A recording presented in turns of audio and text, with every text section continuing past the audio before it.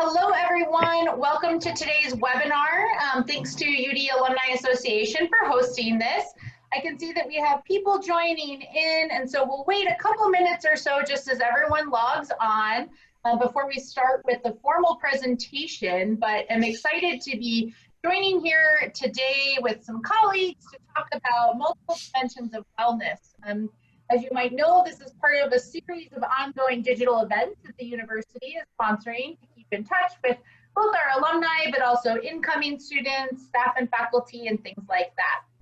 So it looks like we've got quite a few participants, and I will share my screen. We've got a presentation for you, but I would encourage folks, this is something where we plan to do this mostly like a conversation. So if you're having lunch or up and about, don't feel like you need to keep your eyes on your screen the whole time.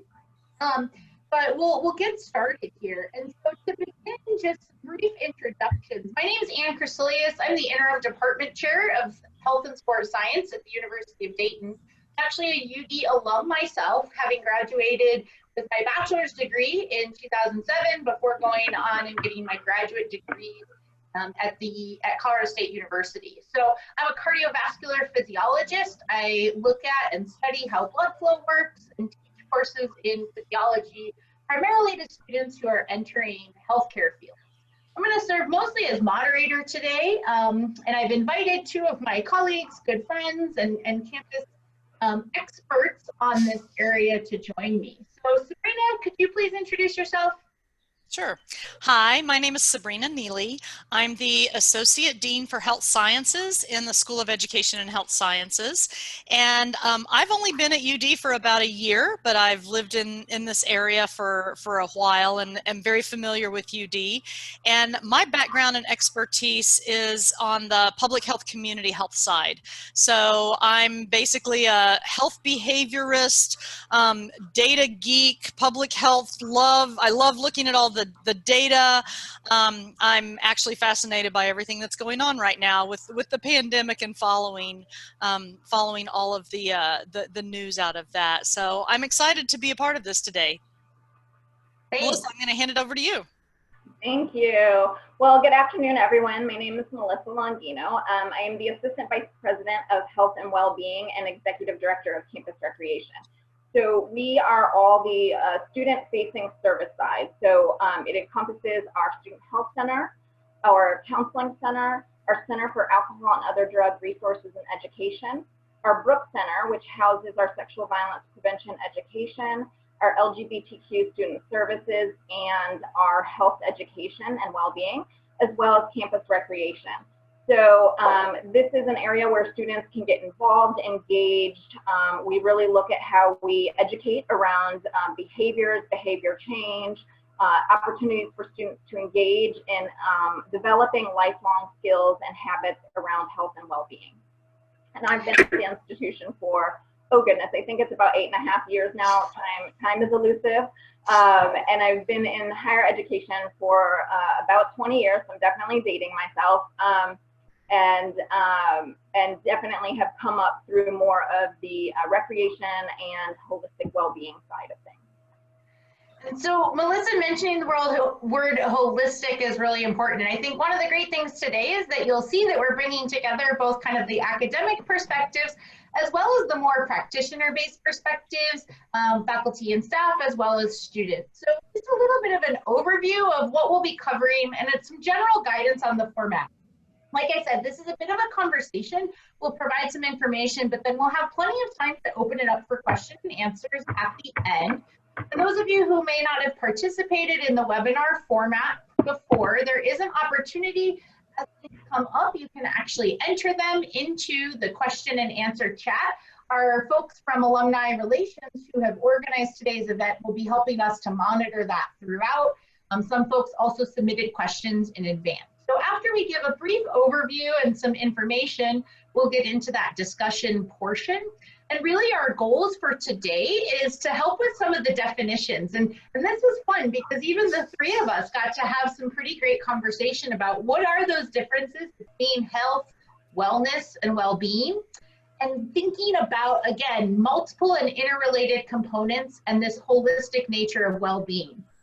We also hope that you'll learn what the socio-ecological model means and how we use that here at UD. Again, because the pandemic has pushed a lot of us into this digital space, we will be addressing some of the specific concerns for well-being that arise during the COVID-19 crisis and pandemic, and then also some practical tools that can support your own well-being during this time. So to start, I'm going to let Sabrina cover this first topic of what is health. Sure. If you think about it, most of us have a general sense of what we mean when we say that we're healthy or we're unhealthy. Traditionally, people have thought of health as being the fact that sort of the absence of disease. That's sort of the traditional model of that. And in fact, the World Health Association, World Health Organization, very specifically several decades ago defined health as being not just the absence of disease, but looking at health as from a more holistic perspective. So when we talk about health from the academic side, really what we're looking at is not only physical health, which is the way that a lot of people tend to conceptualize it, but we look at our mental health. Again, obviously our physical health, our emotional health, and our social health. When we look at health, we're really looking at this idea of physical, mental, social, emotional resilience. It's our ability to handle stress, to handle the things that come at us in life, to kind of weather the challenges that we have, and both physically and emotionally and socially. So when we look at health from my standpoint, like I said, from the academic perspective with students, we really talk about what we call the determinants of health, and the fact that there are so many things that influence our health. We know from looking at research that if you look at all of the different things that affect our health, that really only about 10 to 20% of our overall state of our health status for an individual is determined by either our genetic factors, biological factors, or health care. Approximately 80% is actually determined by things like where we live, the behaviors that we engage in, what we call our social determinants of health that's up on this next screen. So our healthcare system is really a very small piece of that. We have to have access to good quality healthcare in order to address challenges when they arise and disease when it arises. But realistically, we know that the majority of our health outcomes that you see down there at the bottom, our mortality, our morbidity, the kinds of diseases and health issues that we are challenged with, life expectancy, our limitations, 80% of those come from things in our environment. So it's the community, the social context. What kinds of social networks and support systems do we have? What kind of access do we have to healthy food, to the ability to exercise, to get physical activity and work physical activity into our day? We know a large part of our health is actually determined by our education and by our socioeconomic status. The way that I always like to frame social determinants of health when I'm teaching students is all of us basically are impacted by social determinants of health. Each one of us has a very unique set of these determinants that affect our individual health status. So we're all affected by them. However, if someone lives in poverty, their social determinants basically are exacerbated by that poverty. They tend to have a bigger impact of negative determinants of health. Yeah, and I think one of the ways that the social determinants of health can really sort of be encapsulated is this term wellness that's sometimes thrown around. And so even the title of our talk, the multiple dimensions of wellness, is really based off of this model. And we'll talk about how this model has evolved a little bit. But this idea that there really are different, distinct and yet integrated areas for wellness. So as you can see here, and quite frankly, if you're to just even do a Google search on this, you'll find anywhere from a 5-component model to a 10-component model. Everyone sort of chooses their own way. And the aspect of physical health that Sabrina was mentioning, that's actually determined by many things beyond just the healthcare system, but even that physical health is really simply one component of this overall picture of wellness. And wellness, looking at it as sort of this active process of becoming aware and making choices towards a healthy and fulfilling life. So that physical component, along with things like intellectual, spiritual, emotional, social, occupational, financial, environmental, and again, various models of this that break these down into different pieces, that when we're talking about overall wellness, it's important to not just simply focus on one's physical health, but also to appreciate the holistic nature and emotional and spiritual health.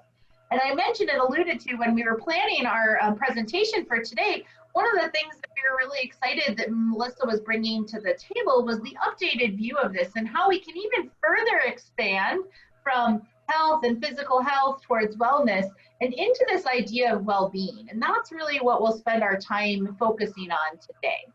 Melissa, why don't you give us an introduction into this idea of well-being?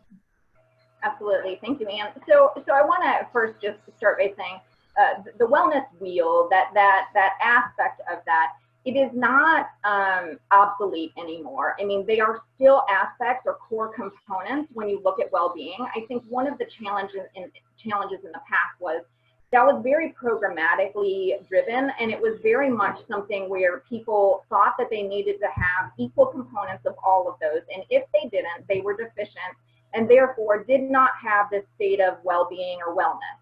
And so it almost kind of started looking at it more from deficit lens. And so as we look at higher education and a variety of, as both Sabrina and Anne mentioned, there are so many different models, theories, frameworks out there. And so really over the past several years, there's been an evolution to this state of well-being. You kind of can see the definition there where it talks about this optimal and dynamic state that allows people to achieve their full potential. I think a couple of things that are important to note here is the aspect of optimal, in that we are constantly seeking. And that it is aspirational at times of where we're trying to move to or toward, and it's ever evolving. So I think it's also important for people to note that where they are in time and space, whether that is because of, you know, where they are in terms of their age or their experiences, maybe a traumatic event has happened in their life, it is going to evolve. Your well-being has to evolve as you do as a person, as different priorities come into your life, as you take new steps, as you continue to grow. So we really look at this from a couple of different states, as you see here. Looking at it from this aspect of individual and community. So if we look at this a little deeper, what we're talking about from an individual level are these three core components of being subjective, objective, and civic well-being. And so in that concept, when we break that down a little bit, not to get too deep, but just to kind of have that conceptualization. When we talk about subjective, we're really talking about how do people feel and how do they think their lives are. So do you feel good? Do you think your life is good? It's really how people kind of rate themselves on these measures of happiness and life satisfaction. And those two are not they're not independent, I guess I should say. They're interdependent in the sense that you could have high satisfaction in terms of your happiness, but overall there's some challenges in the perspective or outlook that you have in life. Objective well-being is very much looking at a lot of those things that Sabrina talked about in terms of health determinants. In terms of just our basic human rights and our basic needs. So if you kind of think back to any of you that were growing up and had Maslow's hierarchy of needs, I think we kind of went through that in elementary school and junior high, really understanding what are these basic things that we need. So whether that be food, housing, access to mental health and physical health, whether that be physicians, that's access to opportunities to engage in physical activity. And then also looking at aspects around our fundamental personal rights and how we also can be in this world and in this space in our own identity, in our own skin, and feeling comfortable in that space. And then when we look at the civic well-being, we're really talking about contributing to those communities in which we live. So whether that be at the institutional level, it could be at your local, city, state, national, and so on and so forth. I mean, right now it's kind of fascinating because we're in the midst of some of these aspects that really call us into place of looking at both us from an individual perspective during this pandemic, but also the community perspective. So the other way to look at the civic side of it is, how are we acting to support the subjective and objective well-being of others? What are we physically doing to enhance other people's well-being? And so really, when you start looking at it, it is much more looking at both individual and also looking at the other-centric, which really falls in line with aspects around not only what we believe at UD and our mission, but really looking at this from a greater impact into the community and the world around us. So in terms of the community side of well-being, really when you're looking at that, you're looking at aspects such as environment and public policy, equitable infrastructure, the opportunities that we talked about. And this is really an aspect that's complex and it's adaptive, and we need to be immersed in it. So as kind of Sabrina was mentioning right now, there's so much about how the pandemic is affecting individuals, and there's definitely for each of us it's different, the experience is different, but there's known factors in terms of your socioeconomic status that are contributing to how people are experiencing this or potentially being impacted more from an infection rate and so on and so forth. And so when you look at specifically the socio-ecological model and really how we look at it, again, it's that interpersonal, the intrapersonal, and then looking into more forward thinking in terms of how it impacts the community as a whole. And then also those policy decisions that are being made. What are the different things that have to come into making decisions that impact the entire community for the health and well-being of the entire community, so to speak. So I think, as Melissa's mentioning, and for those of you in our UD family, community is something that we talk about a lot here at UD. And as a Catholic Marianist University, we're very strongly rooted in our mission and our values. And so we sort of provided the academic basis and some of the theory behind what it is that we're talking about from both a definitional perspective of health, wellness, and well-being in some of these models. But as we start to transition into really talking about what are some of the direct impacts of the pandemic on our lives and what are some of those practical resources, we've organized it a little bit more simply, but really, again, grounded and rooted in our mission and identity as a Marianist university. So the Marianists to how we use our head, our heart, and our hands to balance our lives to become more fully human. And again, you can almost think of this as a three-component model. And so this is a good framework, one that the Marianists are familiar with, and that here at UD we talk about this concept of our head, heart, and our hands as a way to appreciate, again, sort of the multiple dimensions of who we are as humans. And so this also is going to apply to when we're thinking about our own well-being. It's not simply keeping our hands well or our heart well, but really this holistic perspective. And what's interesting and what Melissa will walk us through a little bit here is especially related to the current environment that we find ourselves in. There are some challenges that the environment is placing on our own individual well-being and things that are really challenging our head, our heart, and our hands. So Melissa, why don't you talk through a few of these specific issues that might be things that our listeners and our participants are thinking about already as what's been going on in recent months? Yeah, so as we kind of have mentioned, this framework is really purposeful in understanding how we're experiencing these things. And while it is very different for each of us, we could have a family member who's been impacted, whether that be because they contracted COVID and or know someone who may have lost their lives.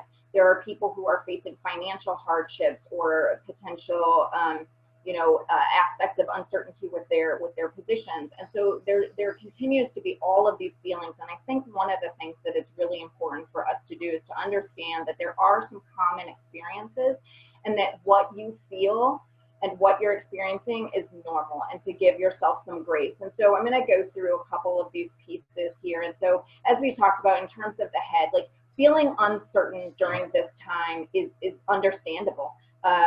We were kind of talking ahead of this in the sense that we're preparing and planning for the fall in terms of a myriad of different scenarios, and we have to be able to pivot. And so sometimes that feeling of uncertainty, I mean, we are we are individuals that crave routine.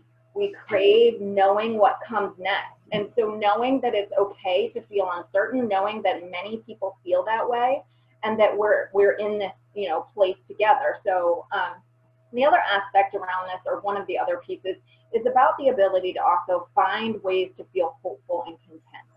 And this can come in so many different frames or forms, but it's really important for us to still find those kind of silver linings, those pieces that make us happy. I've heard a lot of individuals talking about the strife that they're feeling in this time between some of the uncertainty, some of the things that are happening, but valuing this time to come inward and turn to their priorities, their values, some of the relationships that possibly our busyness, our lifestyle busyness and hecticness have allowed us to stray from some of those close relationships and being able to reconnect. And some of that has really provided people during this time some aspect of contentment, some hopefulness. I mean, I can say that for myself, when the governor released the aspect that indicated that gyms could reopen, it gave me a sense of hope. I don't know if or when that will happen for us at UD, but it gave me a sense of it just uplifted me and gave me a new purpose.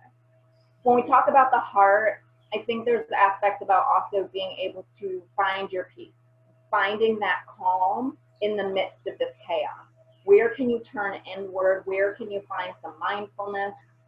What are some of those things that really that allow you to connect, to be grounded? Those are really important at this time. And then the social connection. That is the piece that everybody, every single one of us is missing. Even if you're with your family, they may be the people that you're wishing to be most furthest from right now. But everything that we do is about social connection. And so when I even think about the aspect of people recreating together, it is about your physical health, it is about your mental health, but it is about that social connection. And that is something that we are desperately craving. So how can we continue to stay present and stay in one another's lives? Because that is something that we know is so important when it comes to our mental health and being able to have that upward positive spiral and impact. And then when it comes I was just thinking, Melissa, you know, they've even said how really it's physical distancing, not social distancing. That by calling it social distancing, we might be doing ourselves a disservice, because in some ways that doesn't recognize exactly what you just said of the importance of those social connections. And so, you know, as we talk about maybe, some of these more objective or physical things, you know, that we do need to do in order to prevent ourselves or to be vigilant against contracting the virus, actually having that social connection is still very much important. So go ahead and continue on with, you know, how some of these objective criteria might actually, though, cause some trouble for our hands, or sort of that physical nature. Absolutely, and thank you, Anne, because that is so true. And I know we've tried to start to shift some of that language. The CDC obviously came out very promptly originally with this social distancing, and it started to change to physical because they knew what that kind of inferred and what that impact is. So hands. So I would be remiss, because we are talking about health and well-being, I would be remiss if I didn't remind you that it is absolutely imperative that you wash your hands many times a day, you know, for 20 seconds or more. Sing your, you know, happy birthdays or go dance flyers or whatever your favorite song is immensely important to keep up that health and well-being. So I did want to put that little plug in there. But when we talk about hands, I think we really need to talk about this piece about access to food. And, you know, Sabrina mentioned this a little bit. There are a lot of individuals who have aspects around food insecurity right now, access issues.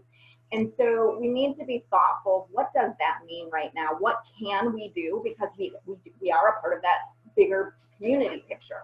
And so even if you think of individuals who might be under quarantine or have limited mobility or access, what can you personally do? And maybe you are one of those individuals. So, you know, what access to food pantries or some of the school settings where, you know, that was the only place where children could get a warm meal. And so how are we continuing to be thoughtful about how people are consuming food, what types of foods we're actually putting in our bodies in terms of that nourishment to continue our health and well-being. And then that physical health piece. So not only thinking about all of the aspects of what kind of maybe symptoms we might be experiencing, being cognizant of that, understanding what that might be, being responsible to take your temperature, to be mindful of symptoms you might show, but also thinking about physical health from the sense of, we know that physical activity is one of the best ways to boost your immune system.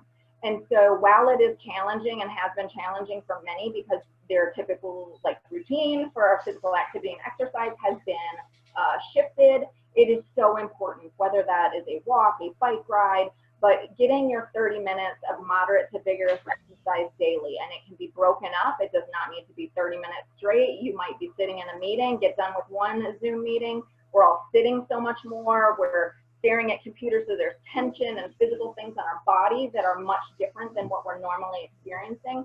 So being cognizant of that, maybe it's getting up and doing, 3 push-ups and 5 squats in between your next meeting, but something to continue that blood flow and keeping that healthy energy going, because it is a critical part of this is boosting our mental health, our physical health, our immune system during this time. So Melissa, go ahead. No, go ahead. Sorry. Well, I was just going to say, the one thing also that's really kind of prevalent in here for me, and I know it's not specifically listed here, is really thinking about community well-being and our role and our responsibility in protection and preventing the spread. And so I think it's a fascinating concept, kind of as Sabrina was talking about, we're in this, and then we're also kind of studying and evaluating this.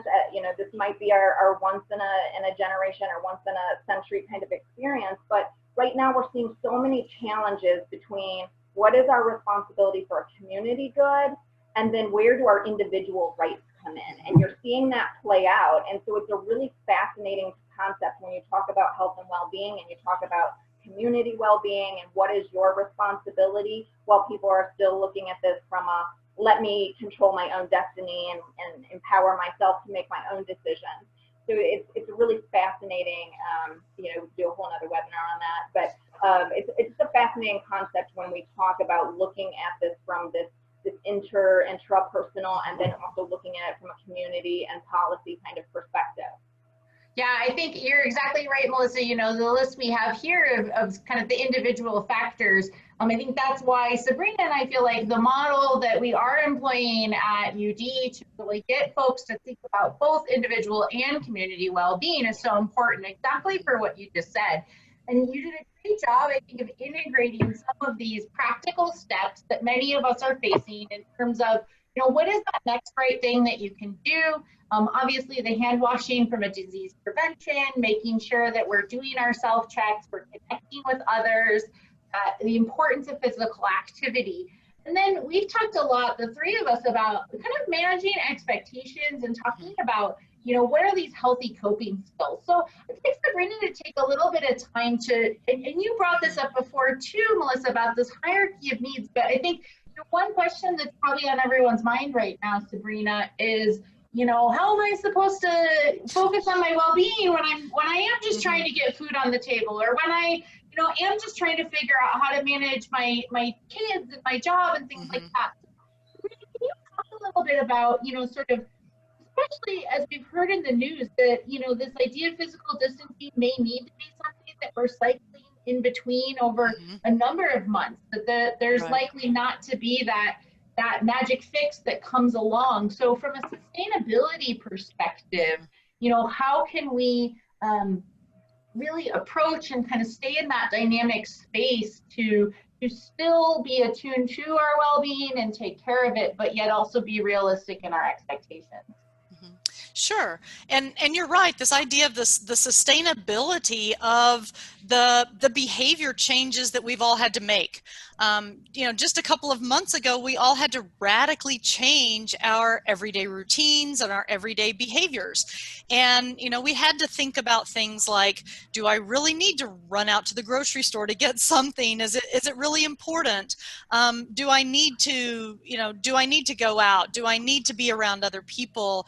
And having to figure out and balance really that kind of risk benefit was something that we weren't used to doing just 2 or 3 months ago in our daily routine. And so that's been very challenging for most of us.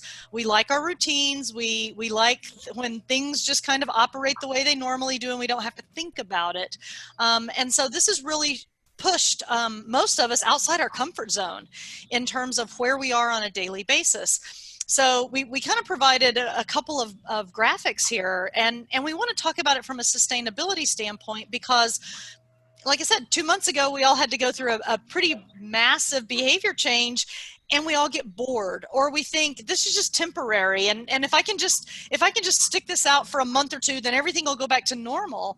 But we know in looking at the predictions that we're probably in for this for a while, and likely until we have a vaccine and can achieve with a vaccine, and then with people getting sick, until we achieve the level of herd immunity that's going to be necessary for this virus basically to kind of lay down in the population and not run as rampant.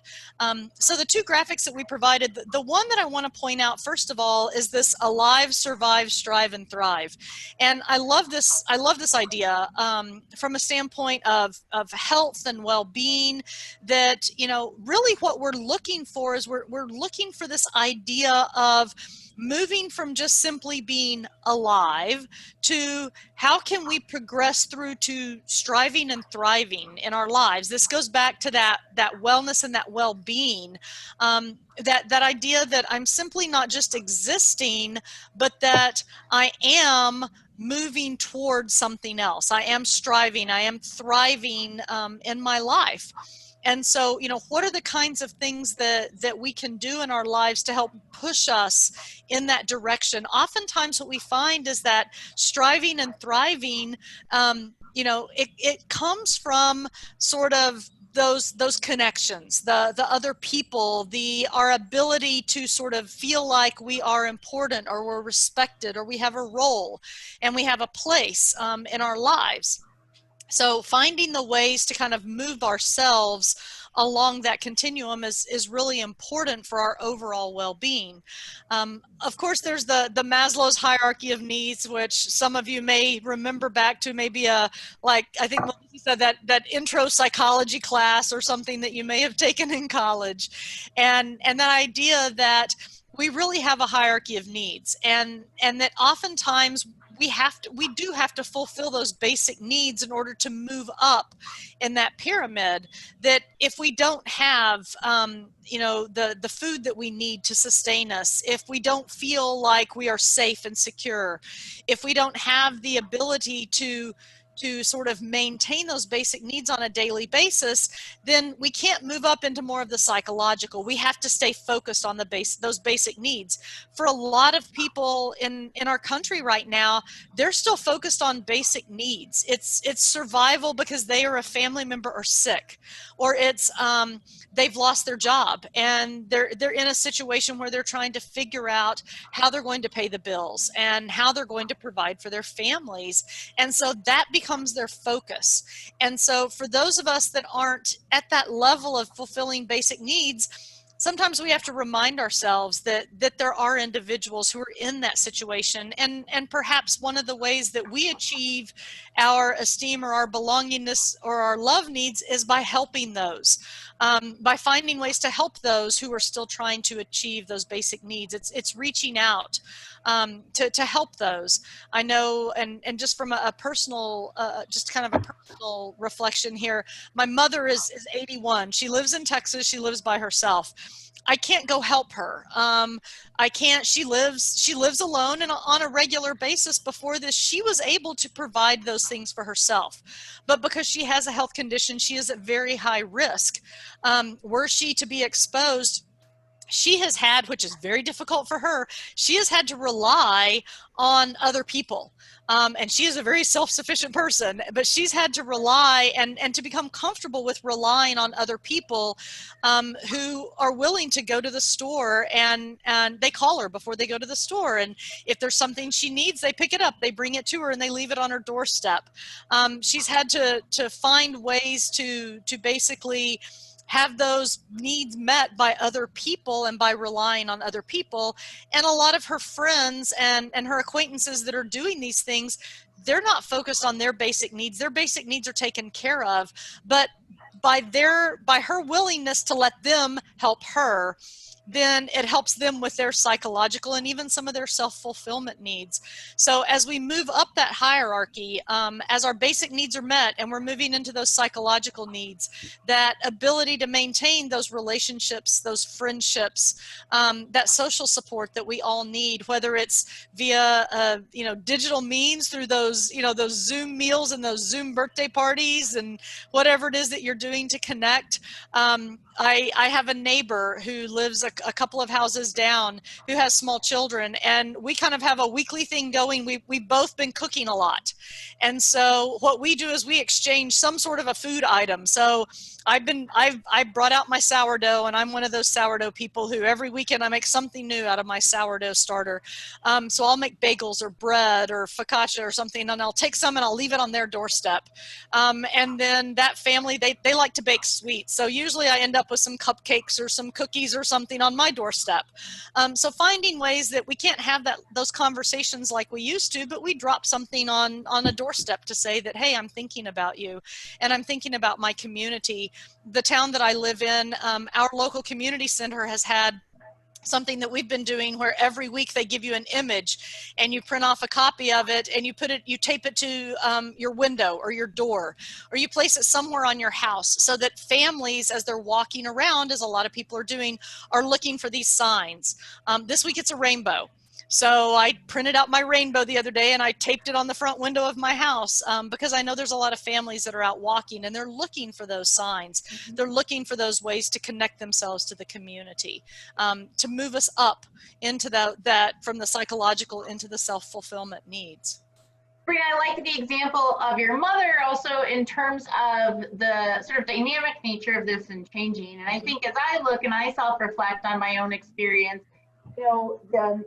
if we had to sort of boil all this down to some key words, we're talking about holistic or multidimensional. I think dynamic has to be on there Absolutely. Too. So things are changing rapidly. Mm-hmm. We were obviously forced into things, but also this realization and appreciation that while we present these as these upward moving triangles or this one directional arrow, that really more appropriately, we're moving in both directions. And so, to be sustainable, we can't expect that we will always be thriving or always even be moving towards thriving, that there are times where we need to take that step back and recognize I am in survival mode. This is something that I do need to just get through. And so whether we're sort of using that framework of our individual or our community needs, we're having a lot of these discussions right now as we are sort of emerging from that survival mode and reopening economies, reopening universities and things like that.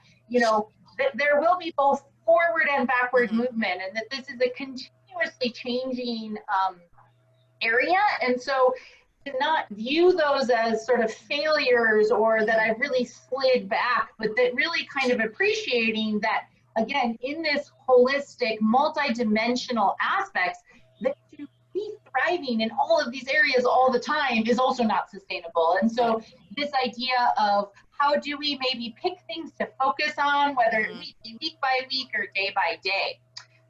What we'll do now is move into some of the question and answers. We've got some resources, and we'll bring these back up at the end as well. Some general resources, as well as some resources for people who really might be struggling and need some additional help. I'm going to stop sharing the screen now and go to both the questions that maybe we've received along the way. So feel free to jump on that Q&A and add those, as well as we've got some that came in beforehand that I think are probably pretty emblematic of what other folks are really thinking about. So Melissa, I'll start this first one with you. You mentioned how gyms reopening. And so one of the questions we got in advance was that people saying, that social aspect of being at a gym really pushes them to work hard and that they're struggling at home, whether it be a lack of equipment or it's, easy to talk out of it. So any recommendations that you can provide in terms of, how to maintain that physical activity and exercise routine despite some of those challenges of being home? Yeah, absolutely. And, I think this is a really interesting dynamic as well, because we're all motivated differently and what we're seeking for. And so some people need that physical push, support from others, which I think you can do in a variety of ways to challenge. Maybe it's a family member, or a friend, or a workmate, and you set little mini goals. Today we're going to do a 2-mile walk. You do yours, you do mine. And maybe you're, as Sabrina mentioned, maybe you're sharing a picture or an image from something during that time. There are numerous online free options for people to pursue, but I know that can be really challenging. It's just not quite the same, but that's successful for some people. So whether that be a dance, a yoga, Pilates, even some high intensity HIIT type classes. But I think anything that you can do to get your heartbeat up is going to be extremely important. And I am just a big proponent of get outside. Sabrina mentioned it. I think I've never seen so many people walk in my entire life, which I love to see, because it is absolutely the #1 best thing that someone can do for their health is to walk. So you've got that. Most people have that resource at their disposal. But there's also things that you can use around your house that serve as the capacity of something weighted. And you can use towels on a wood or tile floor to simulate the ability to do some sliding exercises that isolate muscles. So there's a myriad of things you can do, but I think sometimes the most important thing is just dedicating some specific time and prioritizing it, because that is, as I mentioned, time being elusive.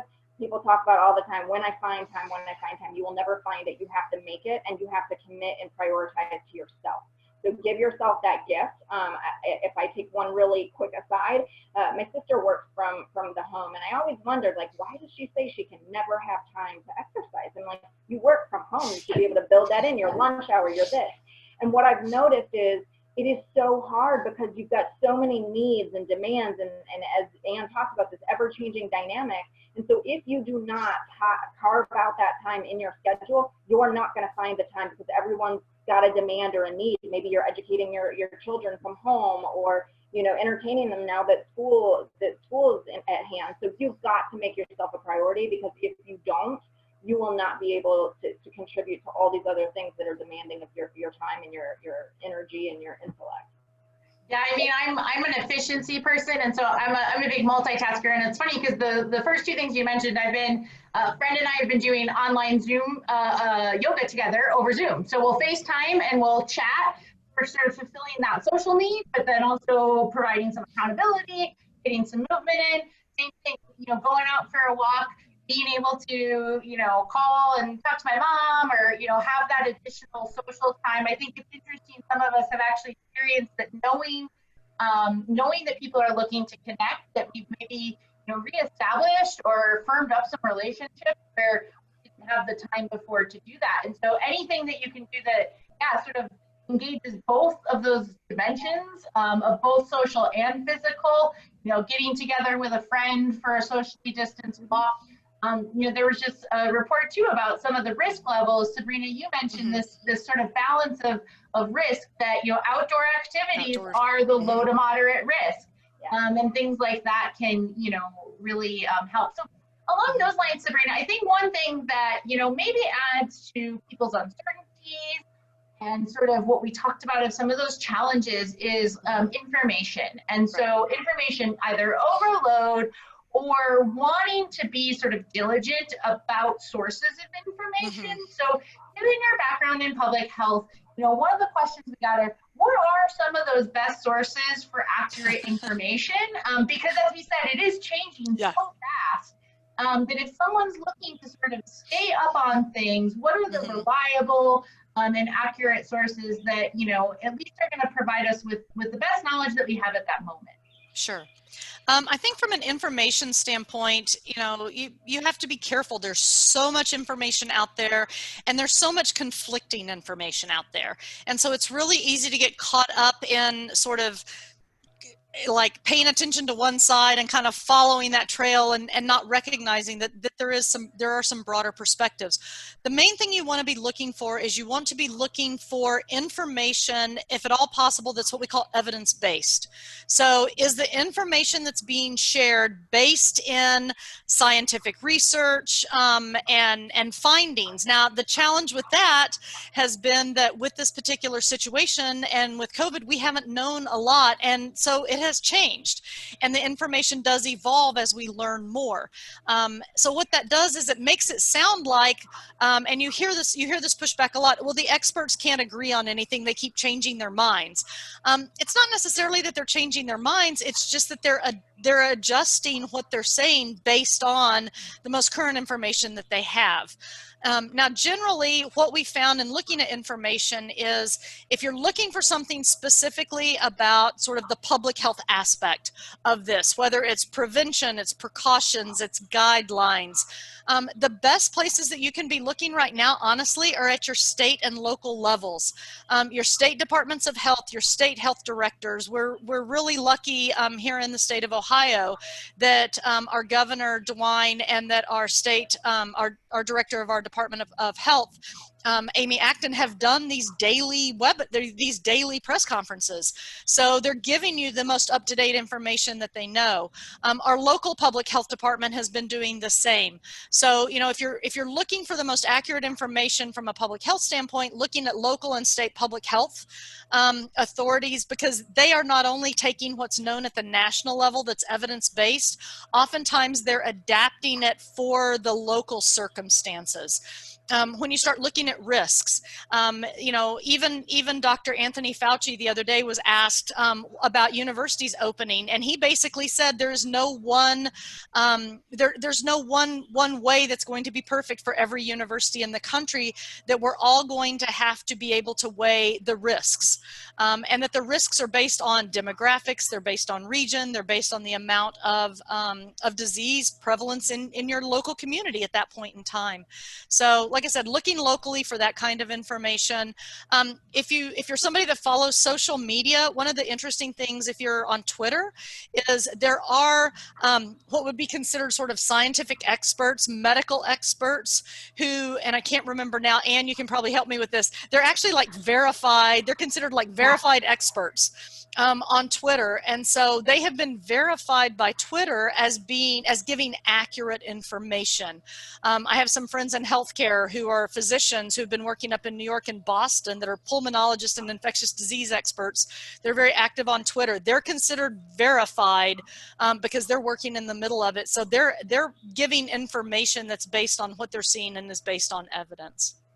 And the basis on evidence, you know, I think while the disease itself, there is so much that we are still learning about how to figure it out, you know, that it's also important to remember that we shouldn't forget some of the wealth of evidence and knowledge about these things like well-being and work habits and focus that we had prior to this pandemic. So one of the other questions that we got in earlier was, you know, how do you focus, or how do you focus better? And it makes me think about, you know, from a cognitive science perspective, and I'm guilty as charged as a multitasker, and I will say I think Zoom meetings has made it easier rather than harder to do that.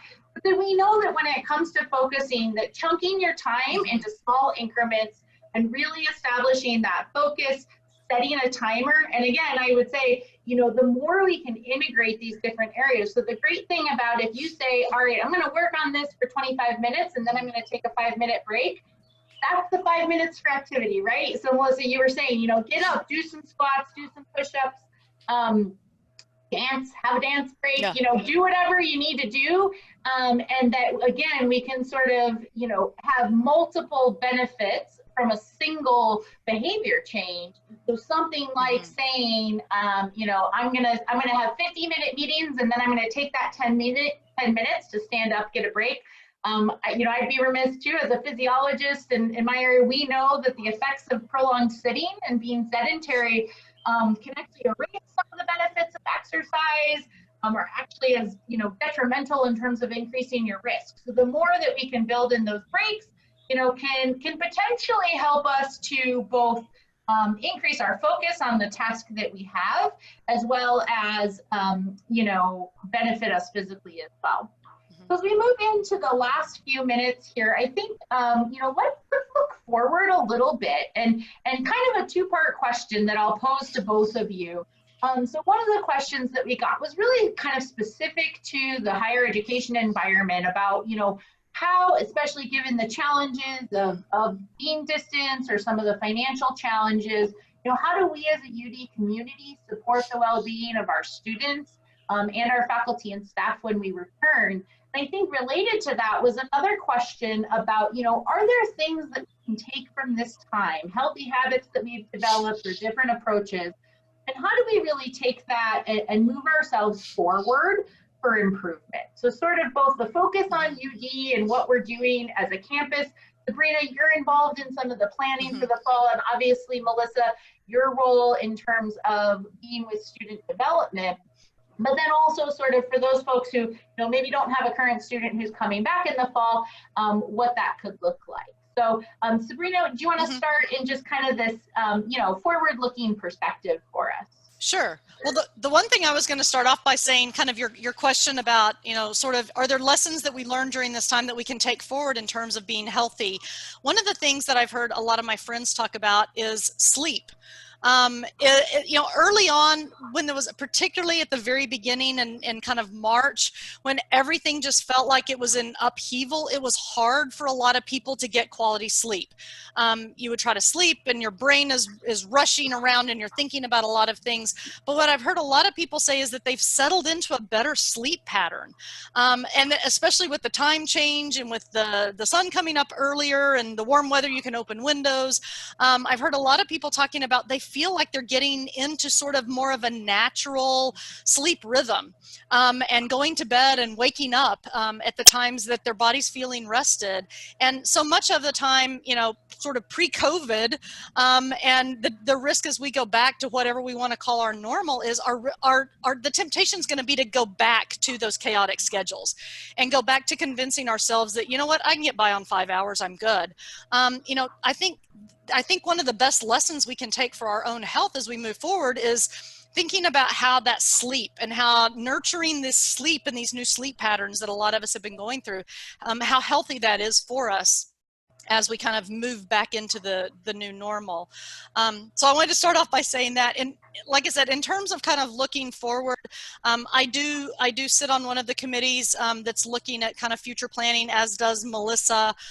There's a lot of faculty and staff involved in that, and we're looking at the resources. I can tell you in the conversations that we've had in terms of priorities, at the top of the priorities for every conversation that's going on, whether it's about academics or rooms or student development or facilities, the very top of the list in terms of priorities is the health and well-being of our students, our faculty, and our staff. The health and well-being of our UD family and our UD community, and what we need to do in all aspects, whether it's the intellectual piece, the physical health, the emotional health, the social health, and the spiritual health. We are looking at those, and those are the top priorities. No matter what happens, that's what's taken into consideration above anything else. And despite any, financial limitations, the good thing I love about your example of sleep is free. Right? Sleep is free. So that doesn't cost us money. So hopefully we are, things like that we can promote, and that we can still continue to, have so many of the great resources from Melissa's unit and others that are either student or staff and faculty focused, as well as for the greater community. So Melissa, how about you? What are your thoughts in terms of, kind of as we move forward and as we move through and continue to move through this, the learned lessons, as well as some of what we're thinking about in terms of providing that environment for our community? Yeah, so I would say there's a couple of learned lessons that I would, or maybe ideas, suggestions. One, and I can't echo enough the sleep piece. I know that holds true for myself, and that is one of the things that I need to make sure that I establish when we go back into this. But I think, as we have mentioned, that people have kind of shifted or maybe become more in tune with their priorities and their values. And my suggestion would be to reflect on that and journal about it, so that you can come back to that and say, this is how I felt after I got my 8 hours of sleep, or this is how I felt when I was able to do this. And then that way it can still stay present, especially those newly gained habits that people are really benefiting from right now. The other couple pieces are to set boundaries. That is important all the time, but I think it's something that people are finding the need to establish ways to do it and not to feel guilt around it. To understand that that's the best gift you can give to yourself in setting those ability to set those boundaries. And then I would say ensuring that during this time, we're not conflating the difference between self-care and self-soothing.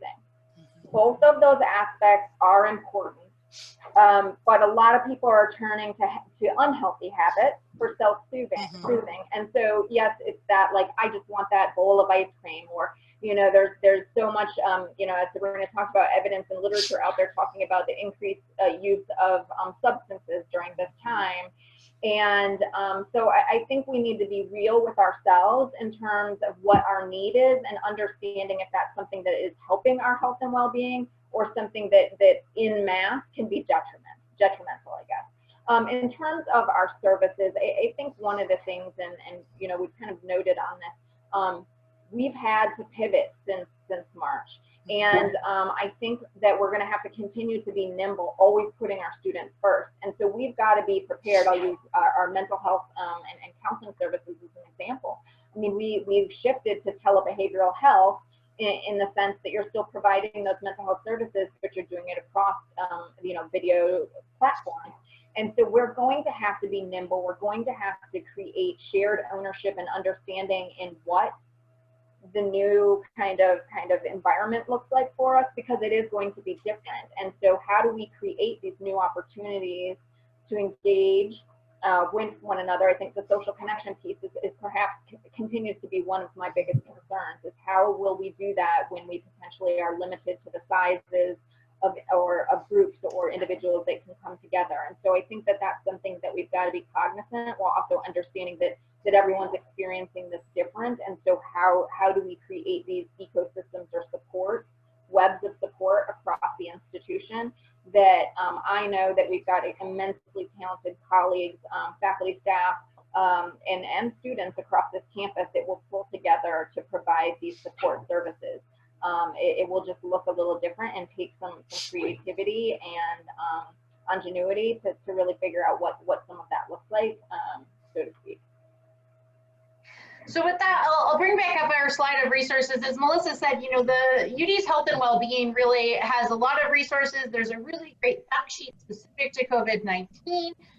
You know, again, we are sometimes our own best resource, checking in with yourself, whether it be that intentional self-reflection about, you know, what activities really do need to be made, have the space made for them, versus maybe what's something that, you know, as we move forward, you make that decision not to include.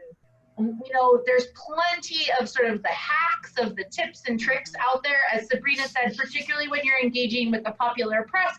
Just be mindful to look for some of those more evidence-based things, particularly when it's coming to, you know, anything specific to the physical health concerns, and also recognizing where everyone's at. So if you or someone you know finds themselves in crisis, there are crisis resources that are available across the nation, both by phone as well as text. And so particularly during this time, but always, be on the lookout for signs that someone might be in crisis and may need a more significant level of support, and those resources are available for that. So with that, we will we'll wrap up, and I will put in a plug for the next upcoming Alumni Association webinar, The Pursuit of Happiness.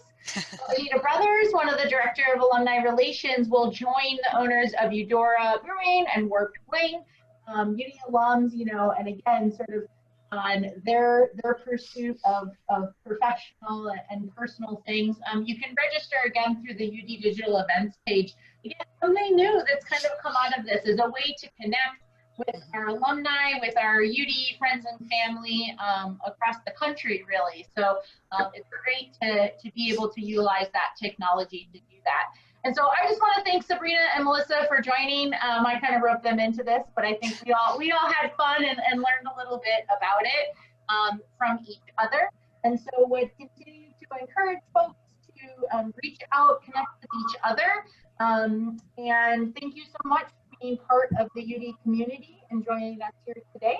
And we hope that everyone stays well in the upcoming days. Thank you. Thank you. Thank you.